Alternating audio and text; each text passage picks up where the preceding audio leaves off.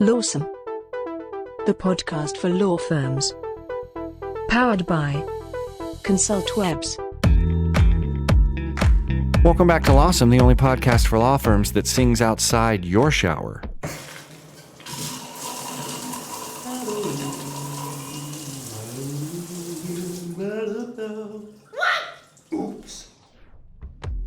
We're here to inform, educate, entertain, and yes, sneak up on you with the latest in legal marketing and law firm development. I'm Jake Sanders. He's Paul Julius. We love to creep and sing. Yeah, it's it's kind of a fun way to get over that hump of surveillance. Right. Are they watching? Are they not? You can hear us. Yeah. It's obvious. We're sneaking on you. We're creeping on you. Yeah. Checking out your clicks. The whole thing. I mean, we're in your browsers. We're in your trousers. I mean, if you turn it into a song, it's a little less weird. We sing outside your shower. We track you in your browser. We mine your data, enumerator. We watch behaviors. We do it to some relevant ads. Paul, it's just nice to bond with you and the audience in this way. But let's get past this weird barrier that's between us and just tell people, be transparent. What's on the show today? Today on the show, we're talking about data-driven decisions in the COVID-19 legal marketplace. First, with an article from the Legal Executive Institute, and then we talk to LexisNexis Director of Strategy, Parker Bedsole. And we validate our guest data with 5 questions we ask everyone. Pull up a plate. It's the Hot Takes Buffet. The article today on the Hot Take Buffet is from LegalExecutiveInstitute.com, that paragon of a website on top of the hill that everybody goes to. Looks like it's from the answer company, Thomson Reuters. Love those guys. Love those guys. They're probably creeping. Speaking of creeping on you, right. I creep on Thomson a little more than I creep on Reuters, but I mean, we all have our favorites. It's like picking which twin you like better, Or Snap, Crackle, or Pop and the Rice Krispies thing. I was like, you all seem really nice.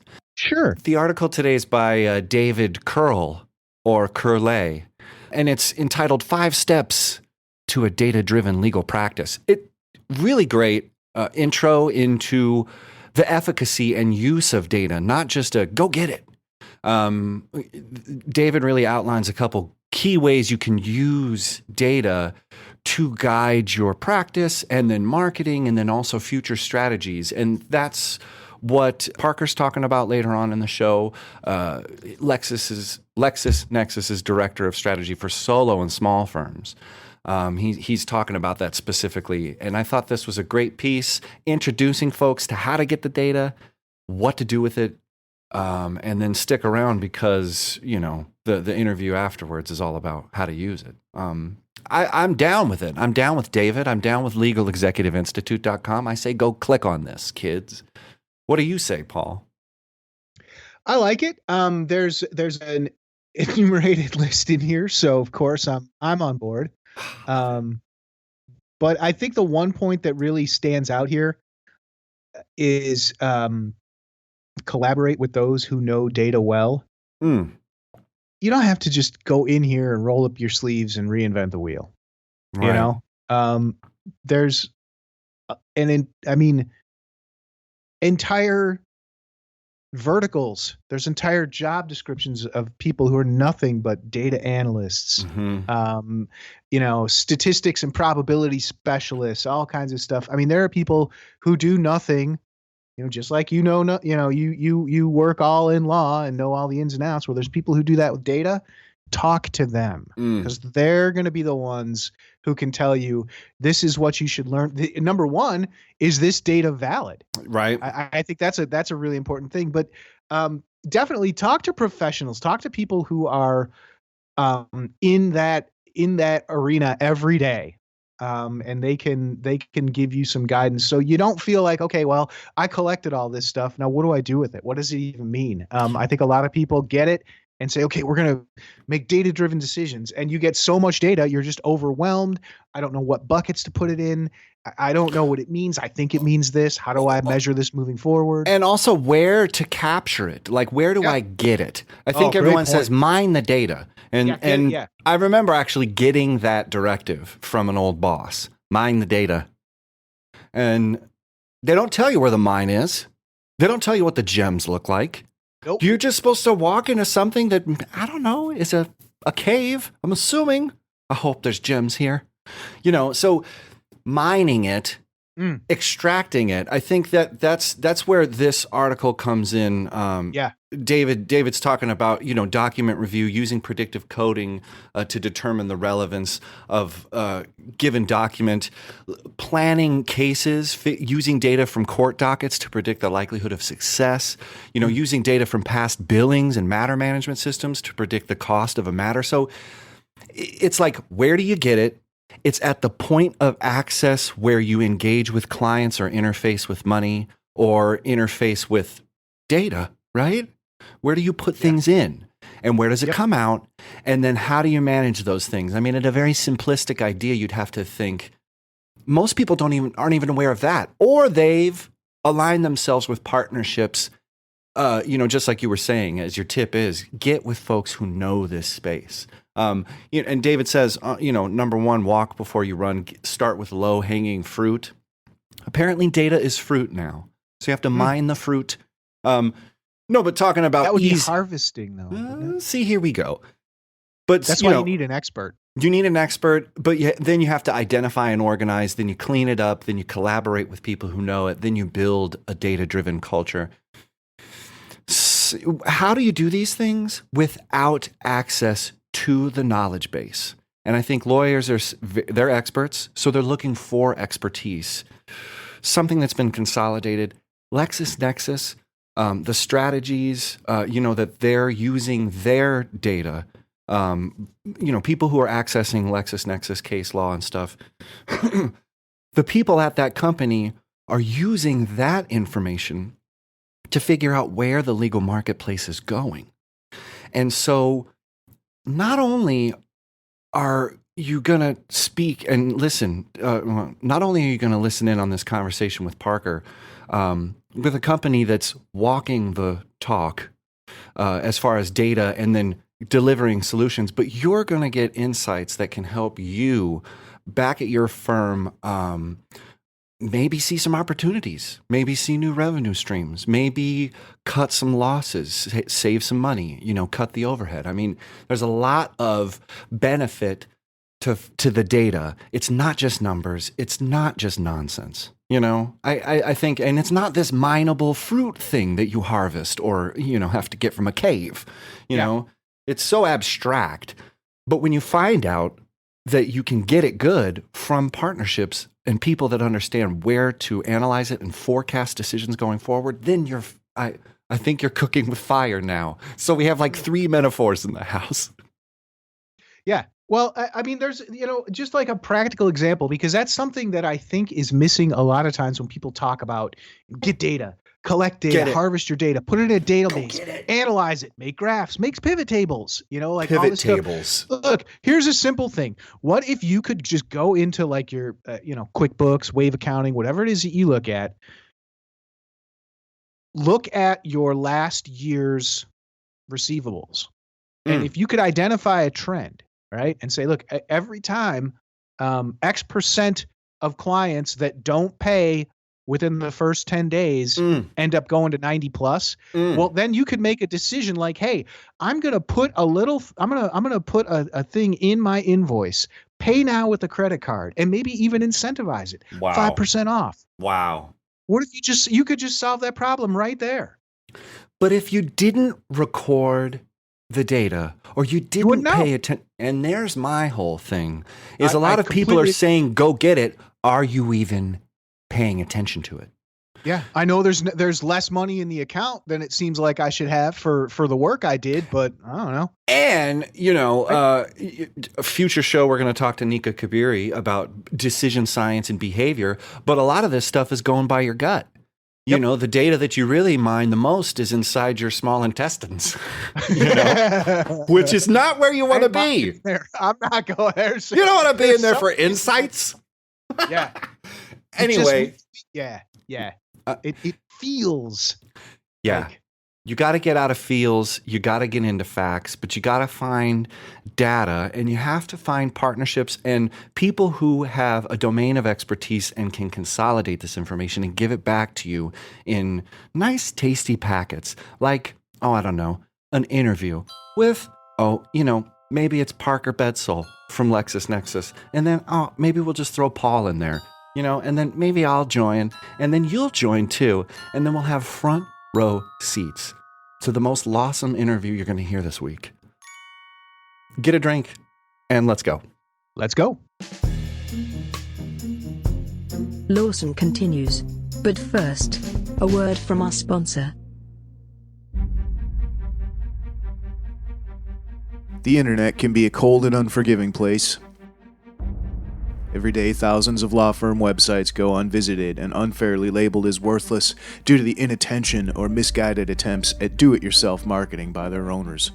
Poor optimization and bad design principles have left these sites unable to realize the full potential of the digital landscape they're forced to exist in, and they're now trapped on page 3 of the search results in an endless cycle of bad management, leading to poor results, leading to disillusionment and loss. There's hope for these neglected websites in the form of a digital marketing company focused exclusively on law firms. Since 1999, ConsultWebs has helped hundreds of lawyers connect to thousands of clients across the country using sound marketing principles based off an exhaustive track record of marketing campaigns that have already proven to be successful. If your website is underperforming, call ConsultWebs at 800-872-6590 and get the clicks it so desperately needs. Please don't let another day full of unvisited pages go by. Take that step and call today for them.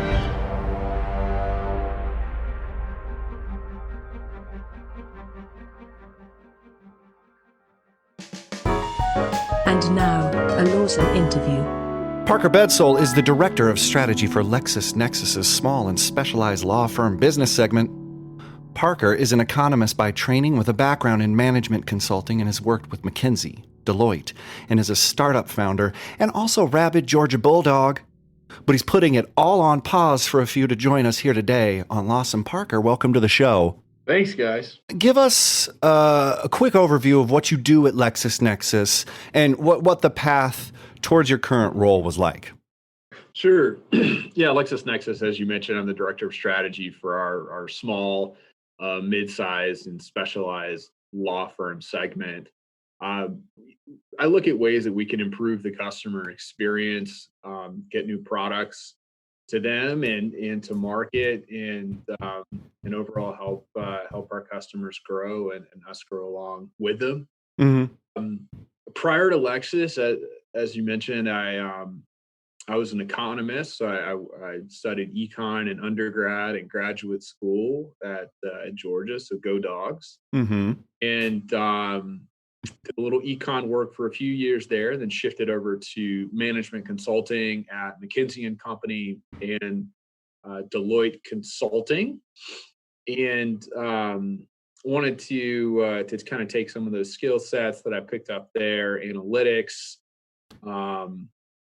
forecasting, and things like that, and then take them to work for a respectable corporation like LexisNexis, based here in Dayton, Ohio.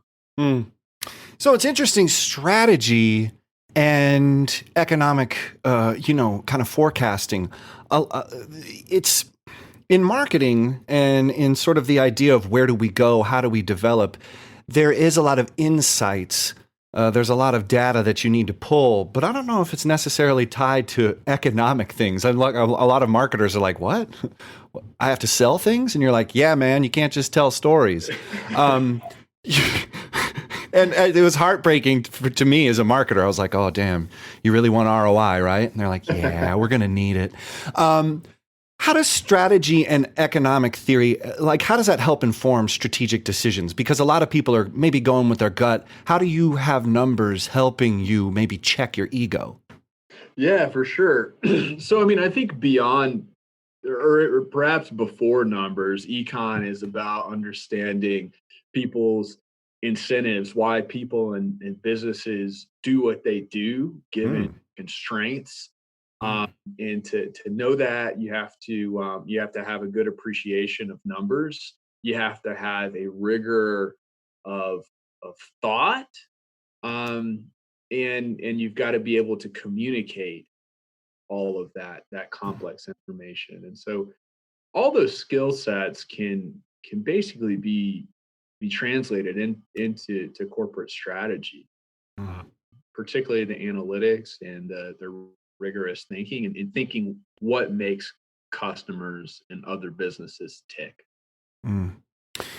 So when you're talking about your focus here with LexisNexis is on solo and smalls, that's the majority of the market of the legal profession. That's one of the insights that came to our attention early in the podcast. Is we thought it was a bunch of big wig law firms, and that comprised the majority of it. But really, that's the smaller part of the pie. It's cool that LexisNexis is focused in on that. Like speaking of COVID, and the practice of law, it seems like the focus has been on how bigger firms have fared. But how have small firms fared during this time in response to, the health crisis? Have you been following those numbers? Yeah, absolutely. I mean, the short answer is even better than we expected. So going into this, I guess going back to March, I think when a lot of our offices were closing and kind of news was breaking every day, we started looking at the numbers at basically what had happened the last time we went into an economic challenge. There you go. That's a nice way to put it. Yeah. We don't want to. Don't scare anybody, right? Because it's gone. It really has gone surprisingly well. So we were optimistic. Sure. Yeah. Our division going in for a few reasons. The last time this happened, our small law customers fared better in terms of continuing to work with us compared to the larger firms. And corporations that use us. So that was a sign of confidence that we had. And if you kind of look at the reasons why, I mean, one reason is that those large firms that you're talking about, they generate the majority of their revenue from businesses, and businesses tend to cut back a lot during cyclical crunches. On the other hand, smaller law firms, they do a lot of work with businesses, but they also do a lot of work with households and consumers, and consumers tend to be a little buffered during economically challenging periods. And we knew we were going to be buffered this time with a lot of the stimulus that came into play. Personal income actually increased in the early months due to the stimulus checks and the increase in unemployment benefits. So there's a couple of the foundational reasons we were confident going into it. And as we watched them progress month by month, I mean, we're kind of on the other side of it, so to speak now, or at least at halftime. Sure. They've been wildly flexible from a practice area standpoint. I'd love to talk about that at length, but just in short, there was not any going into. I didn't anticipate surges in legal activity in any given field. We knew that there's shifts in the economic situation and the demographic situation, the public health situation. Honestly, it just didn't cross my mind that lawyers were going to be that flexible. For what we saw in the data, in the flex, it happened from a frequency standpoint, a month by month basis, and then it happened also at scale, to where you would see, or with our indices, our internal indices, we would see these massive surges in any given practice area. And so, these law firms are kind of at the forefront of COVID, and whether or not they were responding to some challenges with public health, they were responding to challenges with changes in workforce and employment they that flexibility has helped them stay strong throughout this entire period over the first 6 months of COVID. Yeah. Well, and so let's let's do that. Let's dig in a little bit because prior to going on the air, your team had shared some data, and it shows that the small practice area really shifted over the past 5 months. So, I mean, can you break that down? Could you walk us through those points of legal activity and kind of show how it's refocusing on the different practice areas? Yeah, absolutely. So I've broken it down into 4 periods just by month: March, April, May, and then the summer period, June, July, kind of where we're sitting right now. And I'm calling it practice area mix. We saw shifts in practice area mix, and that mix reflected whatever was changing with the economy or whatever was changing with public health or demographics at that particular time. And so if we think back to the March time period, I mean, for a lot of us, one of the things that jumps out to me is that's when our office was closed down. And so if you look at legal activity over that period, legal research activity, we saw a ton of activity around labor and employment. A lot of our materials for labor and employment were kind of flying off the shelf, digitally speaking. Mm-hmm. Businesses were trying to figure out safety. That was, workplace safety is a key term that when we look at our terms, that's where a lot of the activity was happening. Unemployment, and navigating closing the office and some of the difficulties with that. I mean, that was one major area that saw a lift in March, and has since seen further changes. Securities, so stocks. We know that the stock, I guess we're all familiar at this point, or maybe we've forgotten that the stock market did drop. The S&P, I think, was down 30% from its peak in February time period over March, and corresponding activity within our securities titles and content increased over the period as lawyers sought to get smart around it. April shifted. So the things I was just talking about, the practice areas, were more about businesses.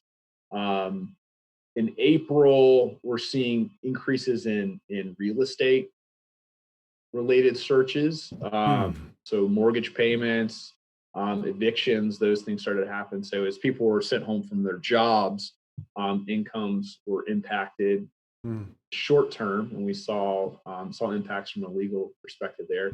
Further to that household or consumer point, trust and estates were a primary legal focus, presumably as people saw increases in fatality rates across the country. They began thinking about their future and their wills, and working with attorneys to plan for that should that happen. The May time period, in May, we're kind of getting deep into, we're 2 months into things in terms of the closures and the public health impacts, and that's when bankruptcies. We started seeing, I guess, across the news, retailers go bankrupt after, no customers for 30 days, 60 days.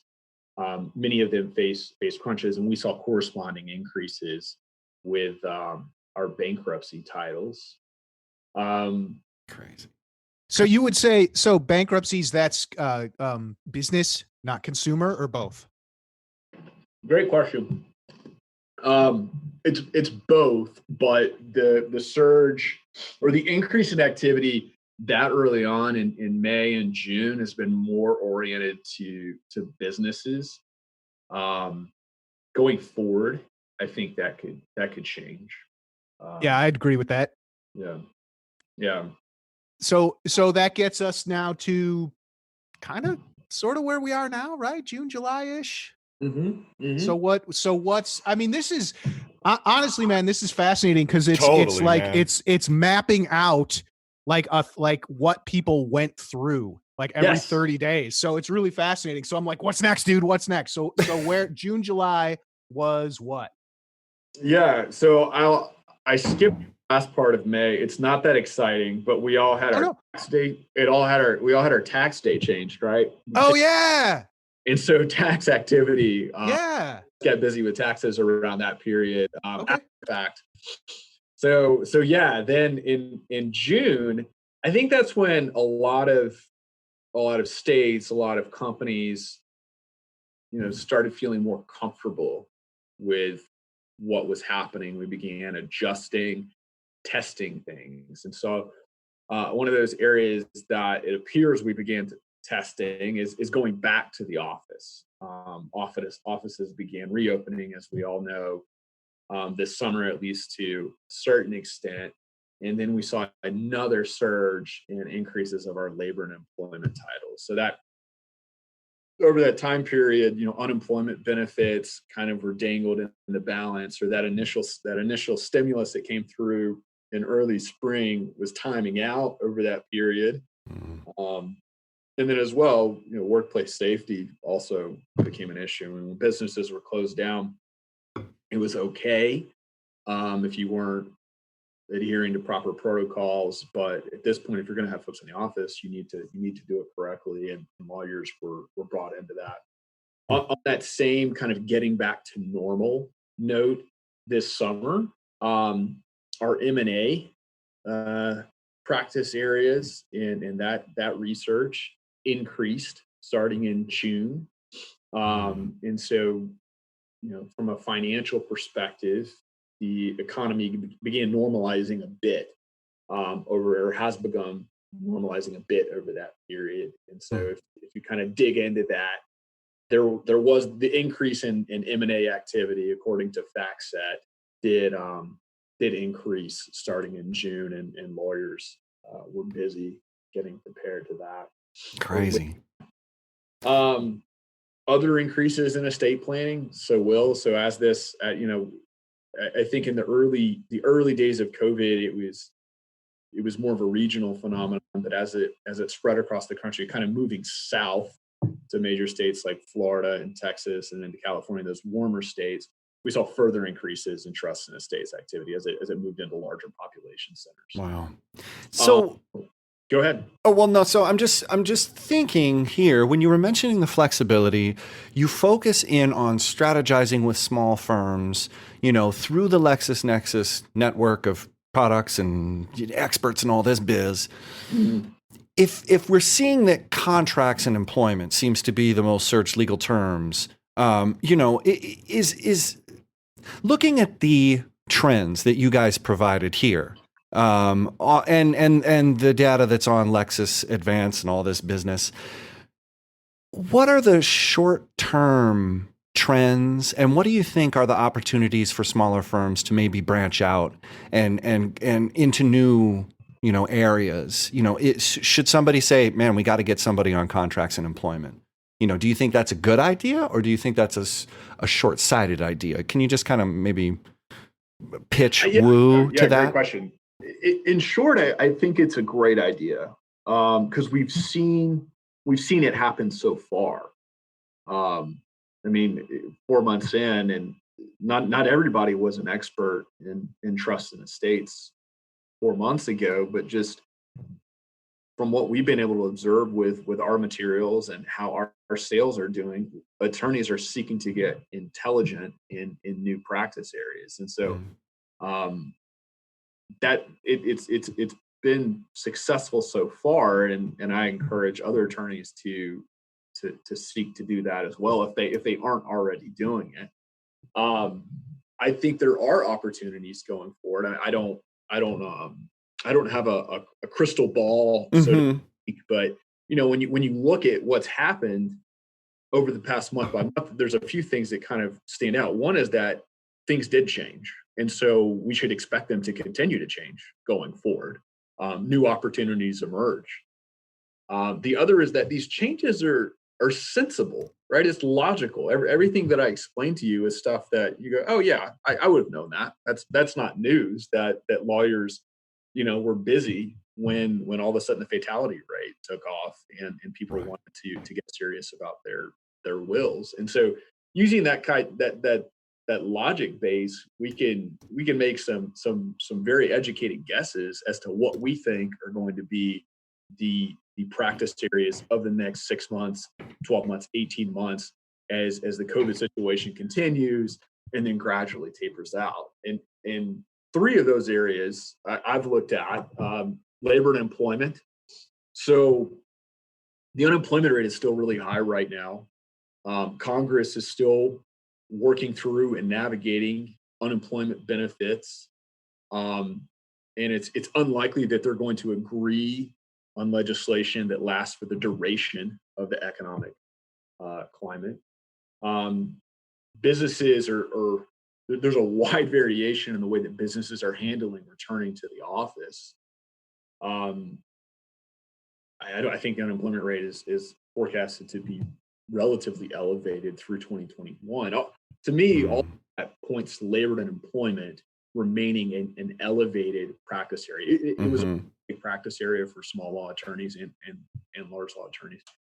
And all signs point that this practice area will remain elevated. And so for that, I would encourage attorneys to get smart using practical materials on how to support your customers or new customers in that area.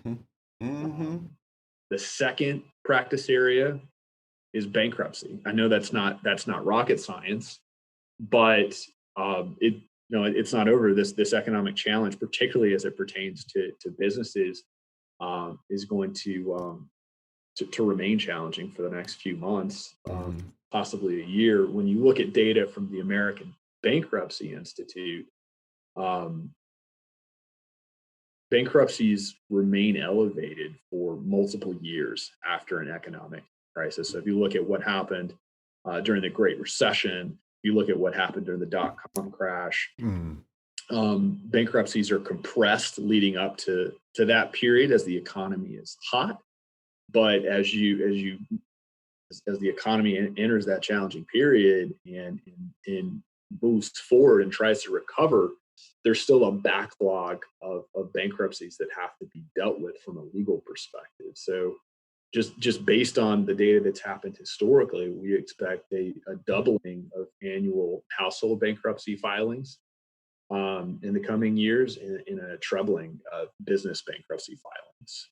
So this is a practice area that, to me, attorneys can get smart on. The materials are out there to do it, and it's a fairly given that there's going to be an increased demand for attorneys that are smart in that area. The last one is practice areas is trust and estates. COVID is going to continue to. This is a gloomy note to end on, but COVID is going to continue to impact people from a public health perspective. For the remainder of the year, we know the stats. And attorneys, they can help folks when it comes to this from a trust and estates and getting their wills and their materials together. So I have a quick follow on this too, because I think you're touching on something that I'm curious. I don't know necessarily how many smaller firms get involved in like class action kind of stuff, but I was thinking, have you seen any trends regarding like consumer rights? Like I'm thinking back on people getting price gouged on like hand sanitizer.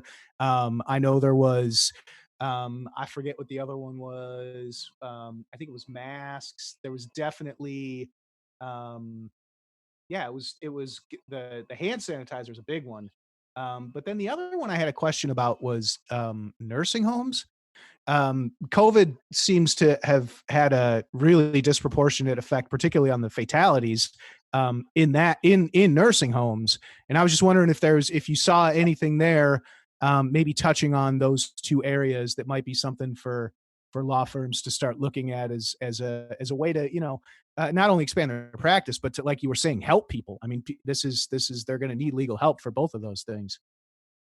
Yeah. I mean, on the point about class action lawsuits, we haven't picked up on anything, at least at scale, I mean, I know from a litigation standpoint, generally litigation has been subdued with courts being closed, or the majority of COVID have been closed.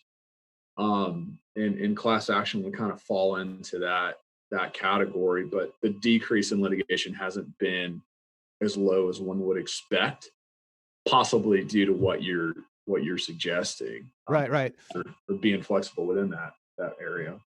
Okay.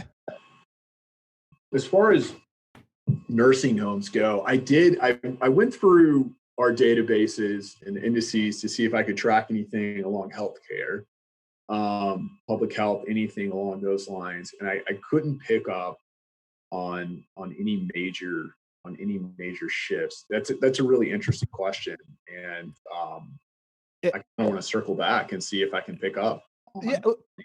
I mean, it may just be too soon, and that Right. kind of leads. I mean, really, no, like what you're talking about, bankruptcy, and even we see the same thing with divorce, where during the recession itself, divorce rates dropped, but 2 years later they went up. So it's like people are like, okay, right now, everybody hold tight, until we get through this, and then we'll evaluate. But I'm curious, just broader in general. What kind of shifts in the legal activity of small lawyers over the past few months? Like, what can that tell us about the future of legal activity? We've been talking a lot about, maybe what sort of practice areas should firms focus on, and what should these smaller lawyers do? But just in general, I mean, should people still be kind of in a hunker down and hold tight mode, or is it okay to start looking at maybe expanding and getting back to lawyering every day? Or like, what are your thoughts on that? Yeah, I mean, it's difficult to to tell attorneys when we're still in a challenging time to expand, to invest, I think, optimistically. That being said, the demand for legal services is not nearly as cyclical as the demand for a lot of other industries out there. I think it's an opportunity now for attorneys to consider adjusting their work practices or business models in the same ways that a lot of us are, thinking of ways to work remotely, to support customers remotely. I think agility comes into play here. So I interviewed some of our customers that I knew had worked at large law firms, and I was just asking them, not from a practice area standpoint, but from a functional standpoint, why are you confident about this period relative to your experience in a larger firm? And they talked about their ability to make decisions quickly and effectively without any need for bureaucratic approval. And so I think attorneys should be confident in the fact that they can move quickly. There are opportunities out there, and there's resources there that can help them adjust appropriately, whether or not that's from a research perspective or from a tools perspective. So let me jump on that, because if you're talking about tools and perspectives, you're going to need maybe one to get the other. As a strategist, you've dropped a lot of stuff on us. As a statistician, following the legal market, there's a ton of opportunity here.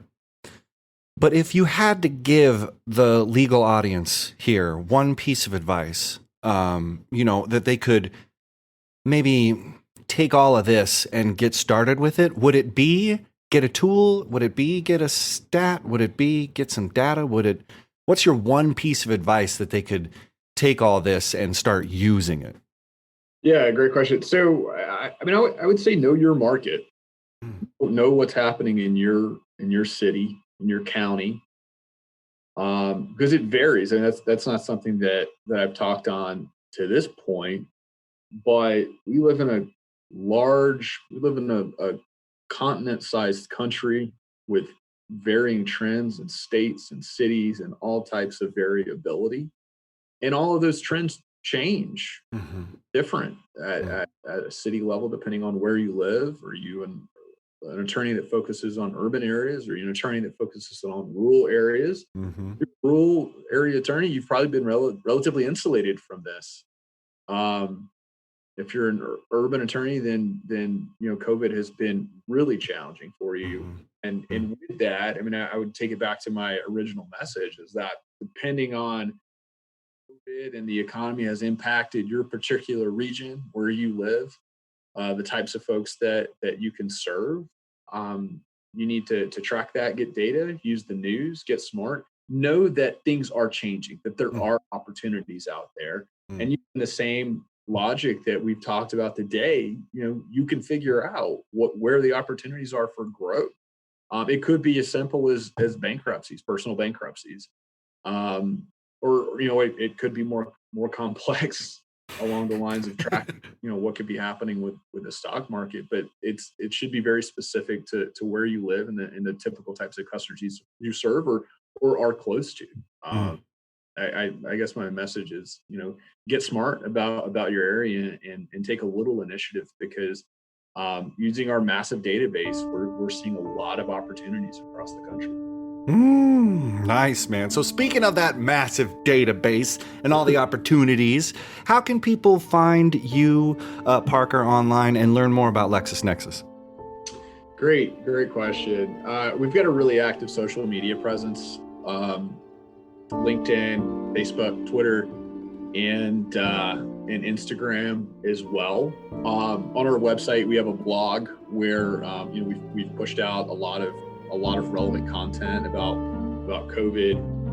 Any of our kind of analytics sources, like Lex Machina, for example, have put out COVID-related material similar to what I'm doing right now. They put out a lot of really interesting content. Our practical guidance team has been putting out free materials for attorneys to help them get through COVID.